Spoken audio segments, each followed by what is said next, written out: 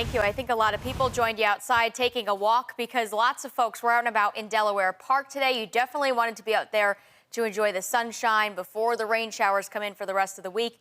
News 4's Patrick Ryan brings us a look at how people enjoyed this beautiful Christmas. Well, what a difference 1 year makes. We saw people today out in t-shirts and tank tops, enjoying the sun, soaking it all in, and enjoying those high temperatures around Western New York. I had to take my coat off. It's so hot out. It's really beautiful.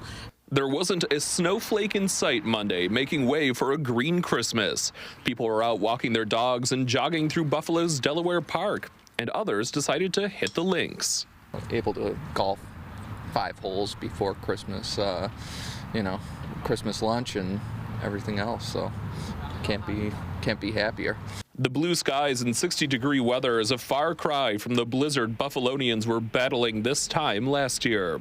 By the time Christmas rolled around, the hurricane-force winds slowed down and the snow band began shifting away from downtown Buffalo. But many still remain stranded in the wake of the heavy lake-effect snow. We will always have some intense memories from that time, but I know a lot of people lost loved ones in that storm. It was really quite crazy. Others we spoke with tell us they're grateful to spend Christmas with their family this year and have time to get outside. We were stuck in the house for 6 days and managed to keep our marriage strong. And we actually went out with our neighbors on Christmas Day and shoveled the entire street. Many heartbreaking and heroic stories coming out of the December 2022 blizzard.